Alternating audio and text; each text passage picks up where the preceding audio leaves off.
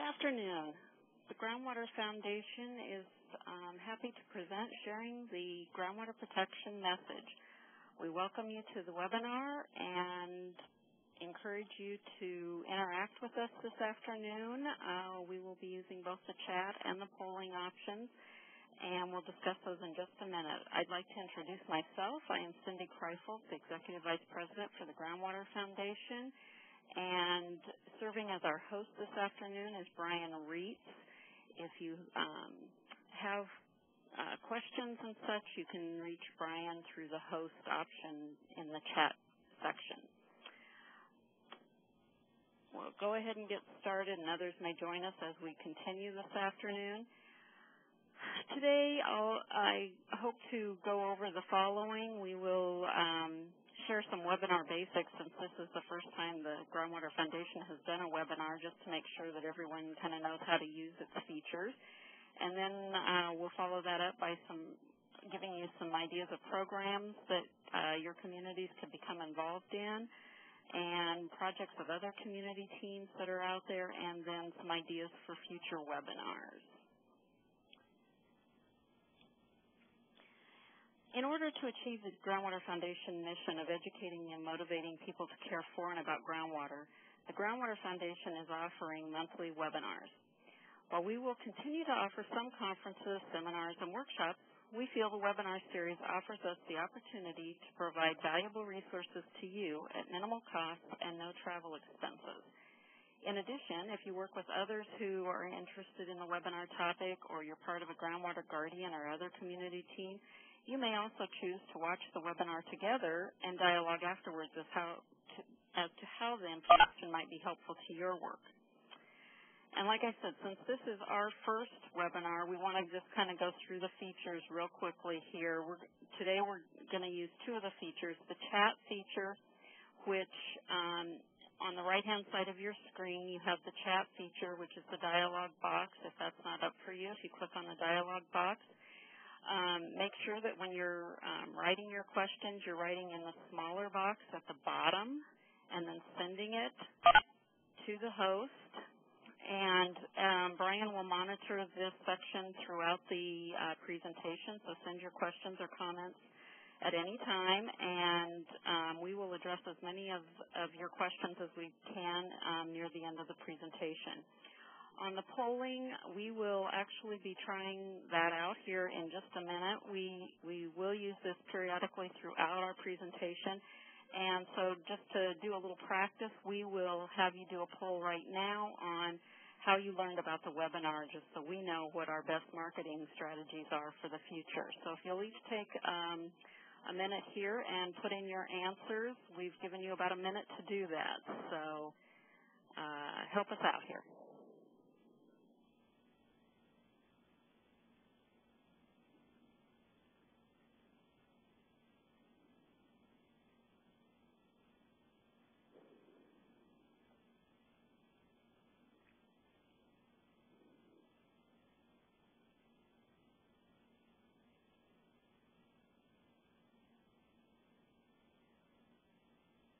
And if at any point during the webinar you're having trouble figuring out how to use the features, you can also send a question to Brian about that through the chat, and he will get back to you on and answer any questions you might have.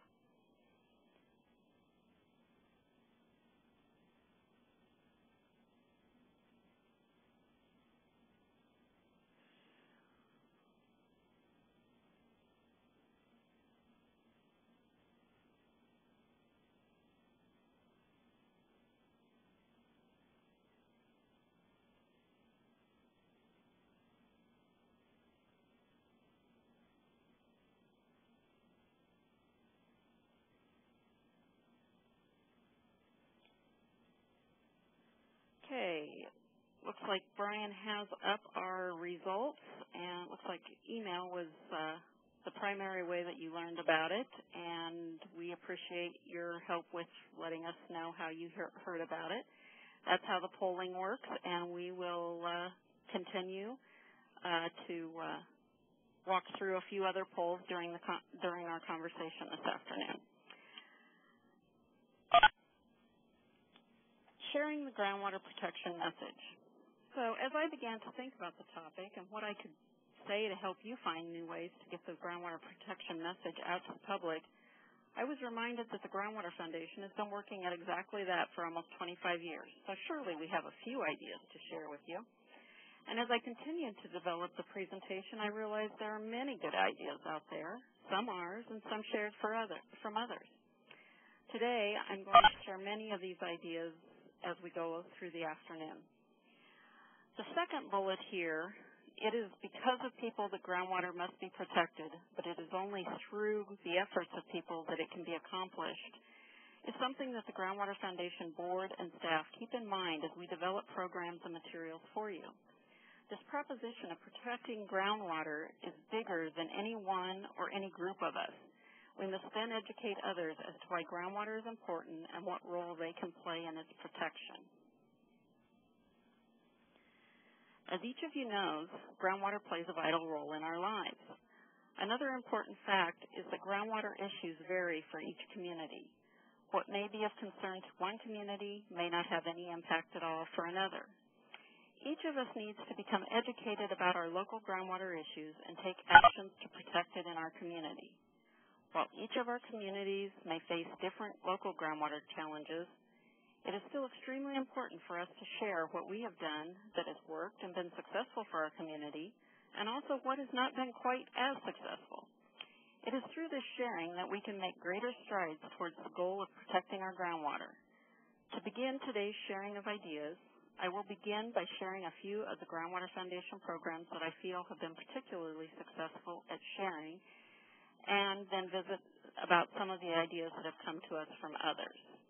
We're going to do another quick poll, and this one's going to ask how involved you are in sharing the groundwater protection message, which will give me a little bit of idea what we're working with this afternoon so that I can tailor this message as closely as I can to what each of you might be interested in.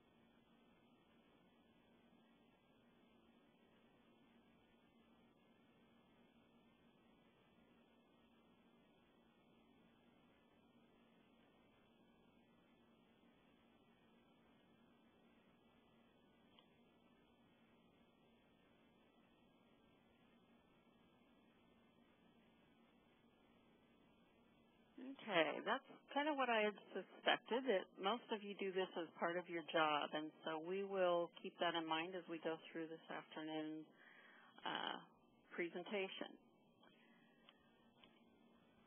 One of the things that the Groundwater Foundation learned early on was that trying to get an audience to come to us to learn about groundwater was very difficult.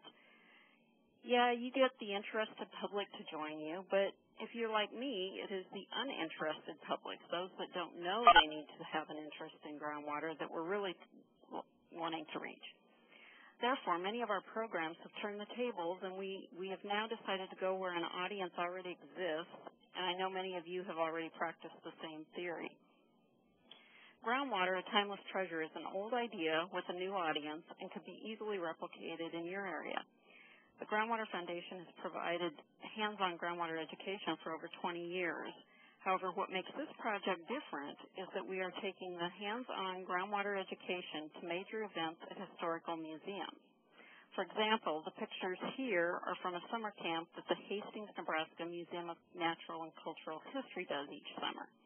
The camp is held at a farm called Prairie Loft, and the purpose is to allow children to discover what it was like to live on the prairie in the early 1800s. The Groundwater Foundation brought in water education activities that dealt with similar issues. Activities taught children about aquifers, filtering water, and hauling water long distances when it's not readily available. Another easily replicated program is the Rain Garden Workshops program that we held earlier this spring and summer. Each workshop included a PowerPoint presentation about the important role a rain garden can play in stormwater management and groundwater recharge. The workshop included detailed instructions on how to build a rain garden and a hands-on installation of the rain garden as you see in the pictures here. We had a great turnout at all three workshops we did, but evaluations let us know that it is important to have the actual installation of that garden. That was what was most helpful to people. Homeowners were encouraged to consider installing a rain garden in their yard, and then in the fall we're going to follow up with each of the workshop participants to see how many actually did that. So you might be asking what's new with wellhead protection since it's been around for many years, and you're right, wellhead protection is not a new concept. However, we believe these programs may give new life to the wellhead protection plan that may be lying on a shelf somewhere. First of all, the wellhead area management planning process assists a community or wellhead protection area in developing pollution prevention management practices that can be taken locally to prevent or reduce the risk of a potential contaminant reaching the groundwater supply. By involving the public in the development of the management practices, they understand the importance of implementing these practices and can easily take steps to protect groundwater. Another wellhead protection program the Groundwater Foundation has developed is the Wellhead Protection Network for Nebraska. This could be replicated in other states or areas of the country as well. The initial purpose of the network was to bring together all those in Nebraska who work on wellhead protection issues in order to share challenges and accomplishments. The network is sponsored by the Nebraska Department of Environmental Quality, who wanted to make sure wellhead protection became a more collaborative effort rather than many scattered efforts. The network quarterly meetings have helped each group or agency that works on wellhead protection to know what the others are doing and who may be able to assist their efforts. Each meeting includes time for each individual to share wellhead protection updates and a speaker or tour which helps to educate about new trends or innovative practices. The group is also networked through an email listserv in order to communicate between meetings.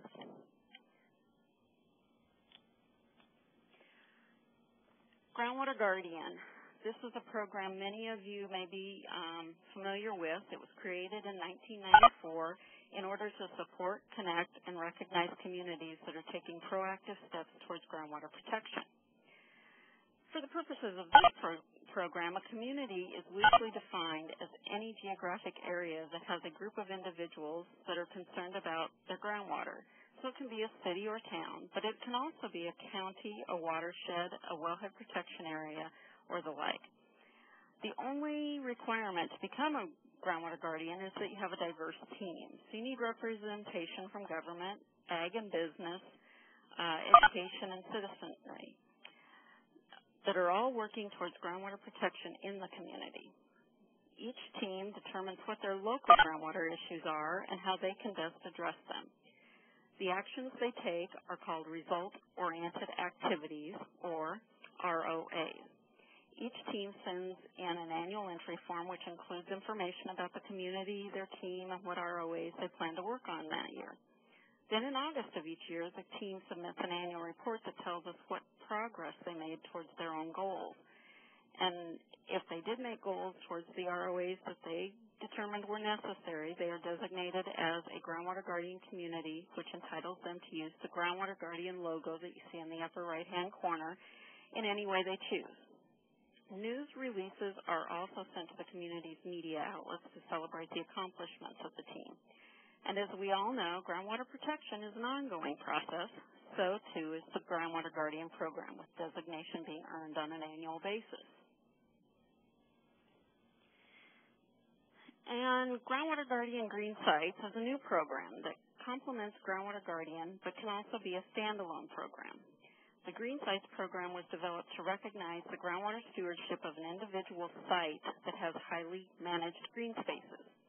These sites can include golf courses, ball fields, education or business campuses, parks, churches, basically any place that has a lot of green space that is managed with groundwater-friendly practices. The program includes a site manager completing a Groundwater Guardian Green Site application, which documents their land and water management practices. If the site scores more than 70% of the applicable points, the site is designated as a Groundwater Guardian Green Site for the current year. The application is set up in such a way as to allow the Groundwater Foundation to calculate, document, and recognize the benefits of groundwater-friendly practices. And since most of you have been involved in environmental education for quite some time, you know that it can be difficult to document that a change in knowledge actually translates to a benefit for the resource. We feel Green Sites allows us to do just that. The application is designed to have education built into it, and as such, we are able to document changes in the amounts of fertilizers, pesticides, water use that have been saved. The program provides a tangible result derived from baseline data collected in the application. And after the program's first official year, the Groundwater Foundation has enrolled approximately 60 sites and has documented a reduction of roughly 100,000 pounds of fertilizer, a reduction in pesticide use of 38%, and a savings of over 224 million gallons of water, not to mention the proper disposal of thousands of pounds of potentially toxic substances like batteries, used oil, antifreeze, and tires. These results indicate that the continued implementation and growth of this program promises to have high impact on the quality and quantity of our water supplies. Each green site earns the right to use the green site logo, which is in the upper right-hand corner of the screen, as a PR tool for their site, and also receives the green site plaque in the lower left-hand picture. We're also working on getting green site signs that the sites will be able to post outside. And again, the sites reapply each year. However, in the subsequent years, the site will just indicate any changes they've made in practice from the year before. Again, they need to score over 70% to be designated for an additional year. Now we're going to go into our third poll and ask a question about public perceptions towards a green site. And Brian has that up. So if you'll all take a moment and just let us know whether you'd be more inclined, less inclined, or wouldn't really make a difference to you whether or not a site was doing groundwater-friendly practices.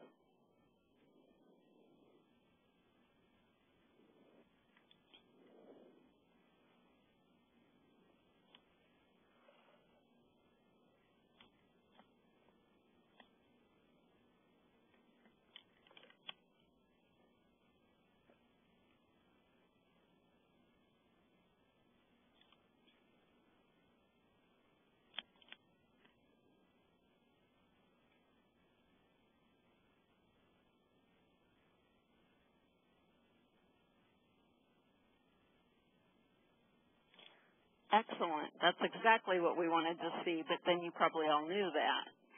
It's great to think people will make decisions based on whether sites do the right thing for the environment.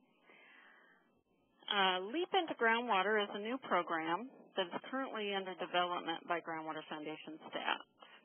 So as you can see, the program has 4 components. LEAP stands for Learn About Groundwater, Educate Others, Act, and then Protect the Resource. It is being developed for use by school classrooms, informal educators, Girl Scouts, Boy Scouts, any group interested in water issues. The program will focus on middle and high school age students, and the first step is for the students to learn about groundwater. Once they've done that, they will turn around and educate others, and they could do that through a presentation or mini festival to either younger students or parent-teachers associations or school faculty.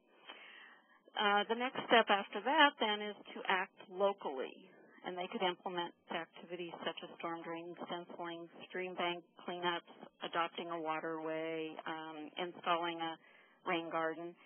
And then the final step is to get their community involved in either Groundwater Guardian, or they could get their school or another site involved in Groundwater Guardian Green Sites to further the impact beyond what they've learned.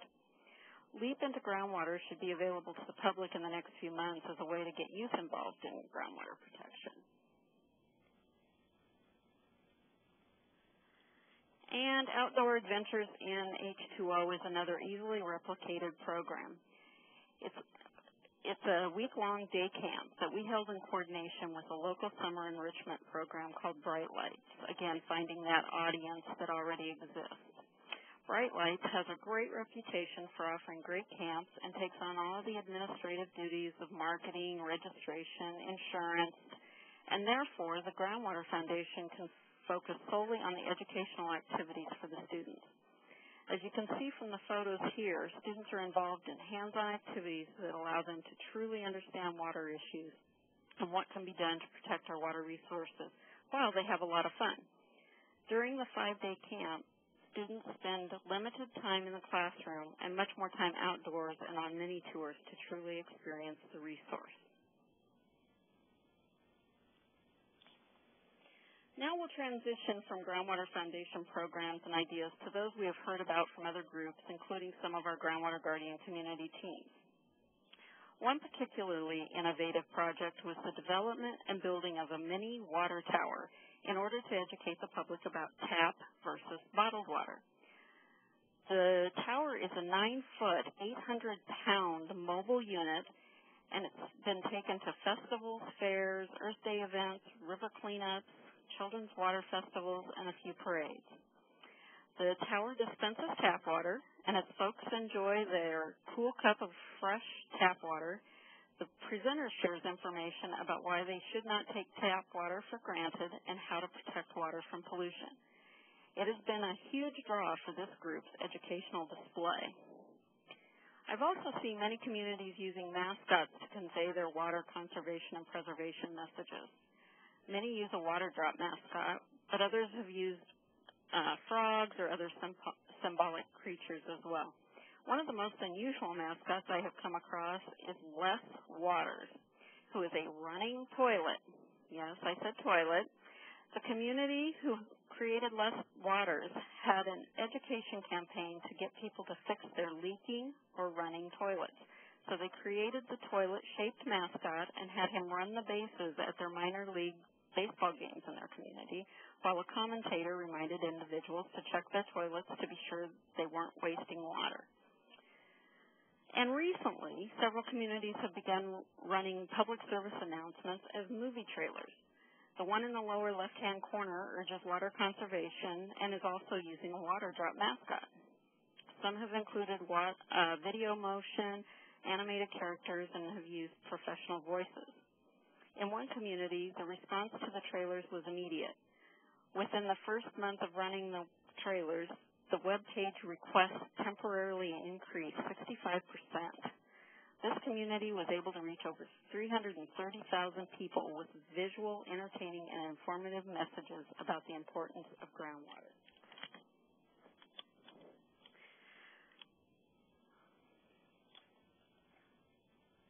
Okay, Brian, what did I do? I just lost my screen. Sorry, folks. Temporary technical difficulties here. Did I click the wrong thing somehow?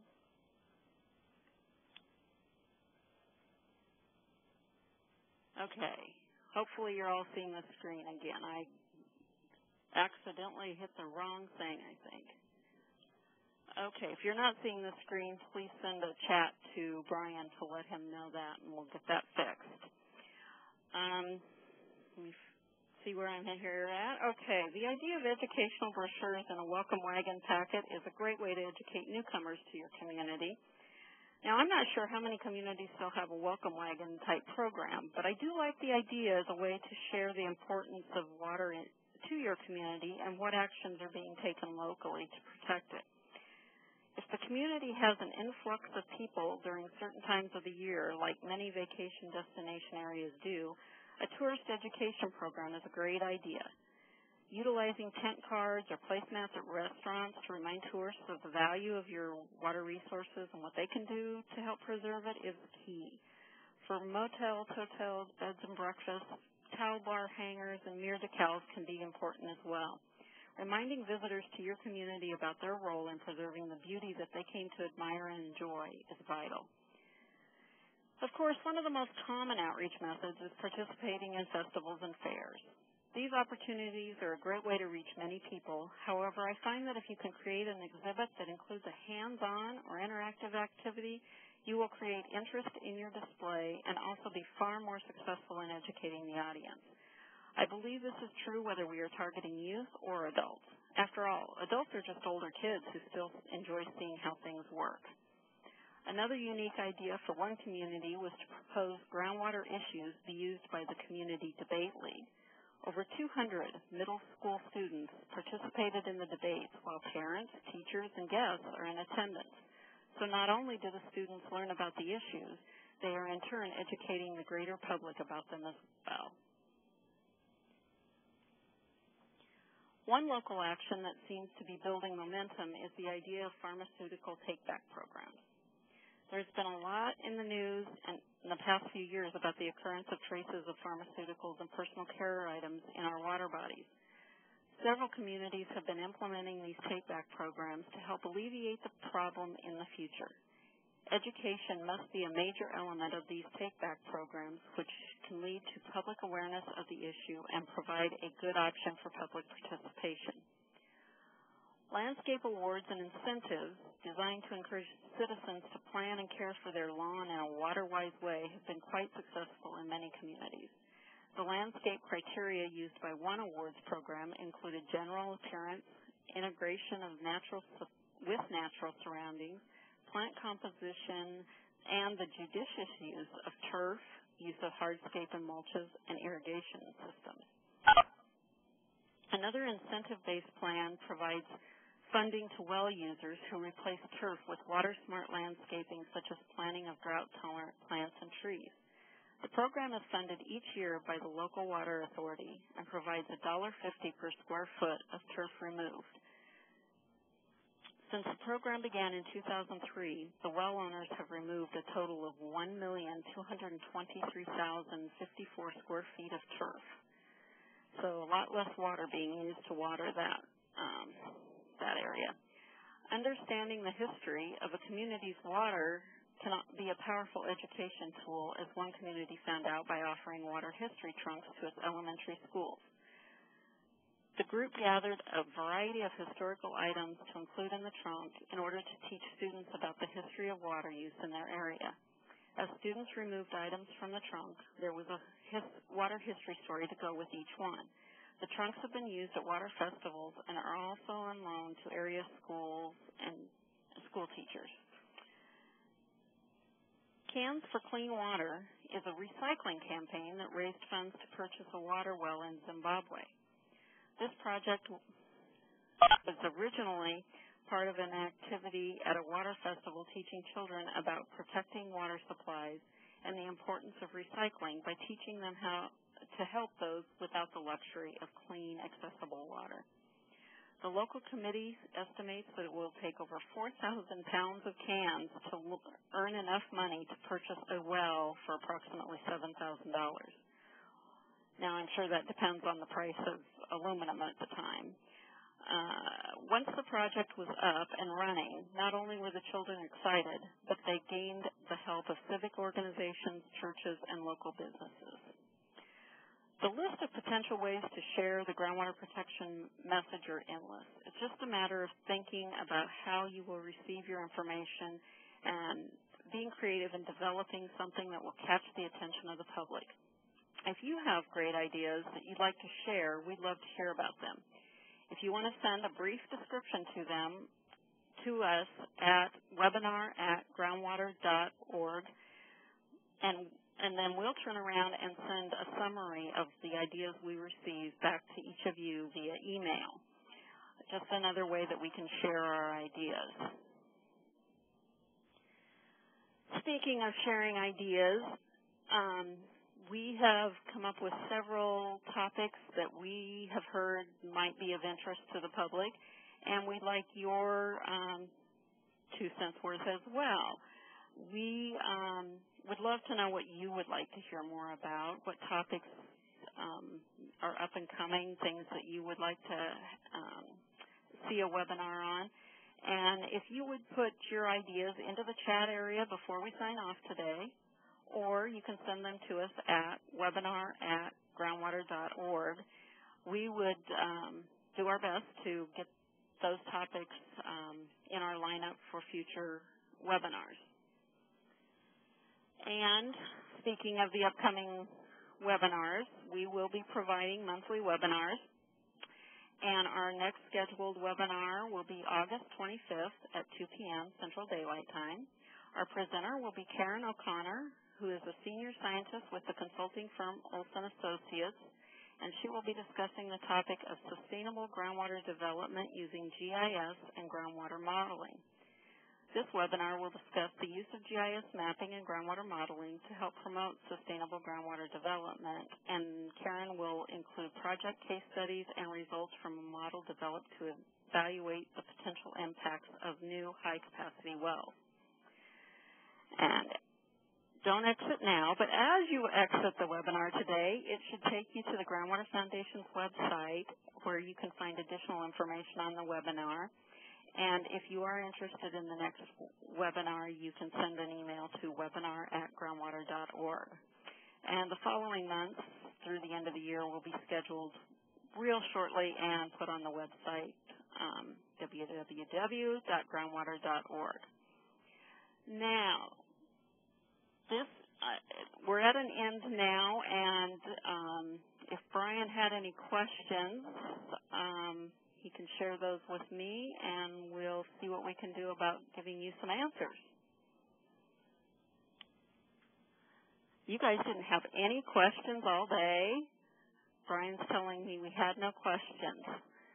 So with that, I want to thank you for your attention this afternoon, and also to thank our sponsor, the Water Research Foundation.